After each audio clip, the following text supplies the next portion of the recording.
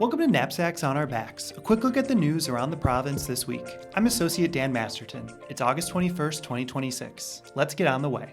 Novices Brother Tony Davies and Brother Sal Solis completed their pre-novitiates and now have begun their next stage of formation. Novices are called brother, considered members of the congregation, and spend 1 year in intensive study and prayer toward discerning the religious vows of poverty, chastity, and obedience, and Viatorian religious life. Brother Tony said, "I've received the grace of deep acceptance by this community. The Viatorians have helped me grow in my humanity, know myself better, and appreciate my vocation. I began to see the church in a light and vibrancy I haven't experienced before." Brother Sal said living alongside our retired priests and brothers was unexpectedly one of the greatest gifts. These men shared their wisdom freely without filter or sugarcoating.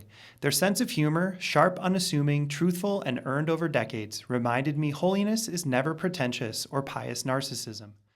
Our novices will spend their year based at St. Patrick Parish in Kankakee, Illinois, with experiences incorporated around the province. Their director is Father Dan Leiden. For more detail on Novitiate and more reflections from our new brothers, read the full story on Viatorians.com. St. Thomas More Catholic Community in Henderson, Nevada celebrated its 40th anniversary with a gala last weekend. Viatorian parishioners and former pastors, associate pastors, and deacons took part as nearly 300 people fundraised and celebrated the parish. Viatorians partnered with the growing community in the 1980s, and Father Tom Long was the founding pastor when the parish was established in 1986. Longtime parishioner and staff member Associate Julianne Dwyer said, "It was a beautiful presentation of the history of St. Thomas More and its foundation with the Viatorians. We enjoyed reflecting on the timeline of these 40 years, including all of our wonderful priests who have served here." One of those priests, former pastor Father Mick Egan, added, "It's clear that our mission is alive at St. Thomas More, carried on thoughtfully by the priests who came after us. Viatorians have always collaborated with lay people, and that has definitely continued." Read more, including on the Viatorian vocations from STM, in this story on Viatorians.com. The latest episode of our Viatorian Voices podcast is a conversation with Sister Amy Mejia, a religious sister of the Servants of the Holy Heart of Mary. Sister Amy professed first vows earlier this year, and she's been working in pastoral ministry at St. Patrick in Kankakee and Sacred Heart in Pembroke Township. She came to religious sisterhood later in life, as she, as well as a few other sisters in her community, is also a mother of adult children and a grandmother.